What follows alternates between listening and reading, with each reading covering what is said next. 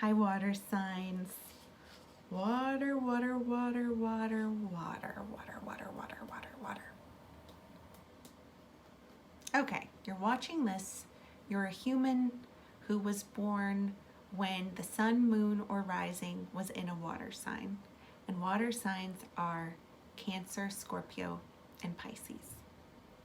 And water signs are some of my favorite people. And I love you, and you know, I always want to cuddle when I do these readings for water signs. I was thinking that you'll be watching this maybe on a Monday, and Monday is Moon Day. The moon has been in over the weekend in the sign of Leo, and as you're watching this, it's just preparing to move into Virgo, and then it will move into Libra after that this week, okay? This is really heady territory. So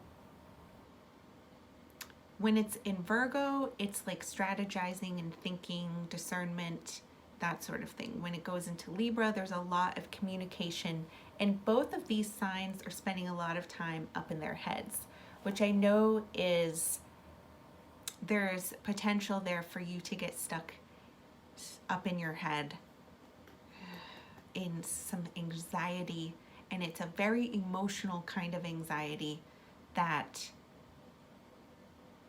has even a visceral response in your body. So let's try this. Okay, so let's take a deep breath and see if you just breathe normally. Inhale deeply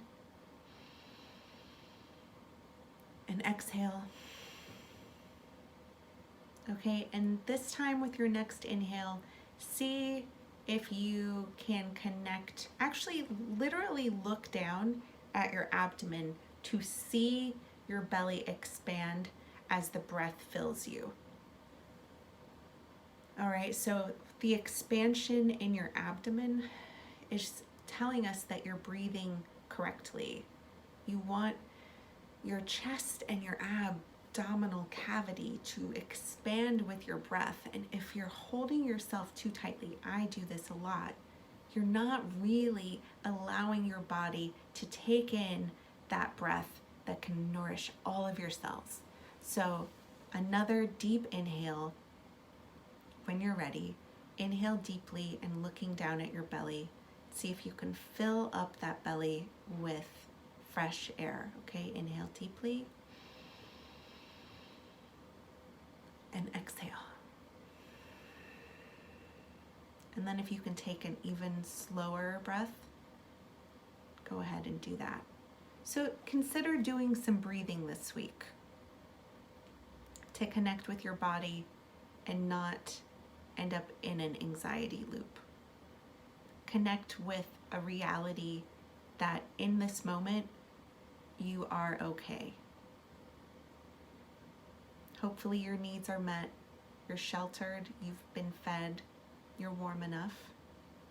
If you end up in a state of terror where you're very concerned and afraid, take your hand, one or two, place it between your thighs and just feel that security, that anchor. Okay, and then you can breathe. Sometimes breathing can be scary when you're feeling anxious, but what you can help yourself with is a couple of just physical things to look for, like that belly expansion, so that your job is to make your belly expand and you can see it, not to inhale for a certain number of seconds or anything that might lead to hyperventilation. Okay, so didn't anticipate we'd go in that direction, but the anxiety was definitely coming through, and I know the times are really intense right now, and you deserve a moment to nurture yourself and nurture your emotional well-being. Send me a message. If I can be of assistance in some way, send me a message. But otherwise, just know that I am sending you love, okay? And let's see what else is in here. So what I wrote down earlier when I was channeling was here's some sort of themes to be on the lookout for this week, okay? So we have femininity, health, making improvements to our emotional health through discipline, effort, and routine. So these things will support the transformative work that Pluto is still working on in our society, and Pluto will still be doing this work for years. But the energy is really intense there right now because Saturn and Jupiter are also in Capricorn doing that important work near Pluto. And Pluto rules one of the water signs. Pluto rules Scorpio, so that's why this is relevant to you, okay? Dreams may present an opportunity to process some of the unresolved trauma, especially if you have Sagittarius in your chart. A question to ask yourself is, how could I have showed up differently, better, or more appropriately in love?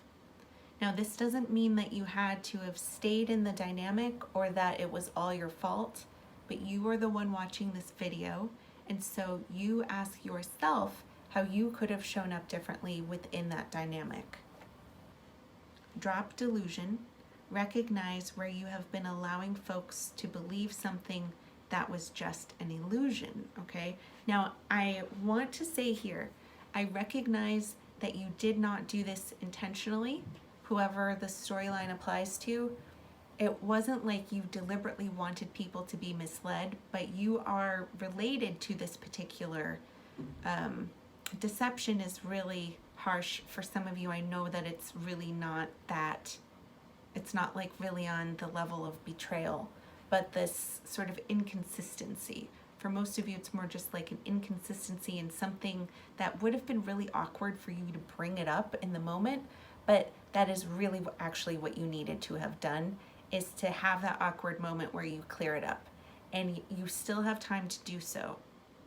Recognize here that your innocence in the matter is already lost because you didn't take the step to say the awkward thing to clear it up. In that instance, your innocence is lost. Even though it's not your fault, what needs to be done here to clear up the energy and get you back on right footing, because this can be connected to the anxiety as well. There's a lot of energy that has to go into upholding something that isn't true. And so whether it's actually you using words to try to explain something, avoiding people, avoiding a certain place, avoiding a certain color, I do not know what that's about, but that just popped up. Or a place that has the name of a color. I don't know why you would have to avoid a certain color to deal with this, but it wasn't your fault, and you can clear it up easily just by having the awkward conversation and making it clear. Just do that, and then your feeling of being right with the world will be back. It's really quite simple, and I think that you'll be surprised by the forgiveness, especially how, okay, so forgive yourself. You will probably be pleasantly surprised by someone forgiving you really rather immediately, and you'll feel almost like you didn't deserve it. But that's because you haven't forgiven yourself yet. So kind of falling back on the Scorpio celestial weather report for last week, I said moms make mistakes. And so that could be you. If it's not you and it's someone else, this still helps support you. Opening up for forgiveness, allowing forgiveness, and then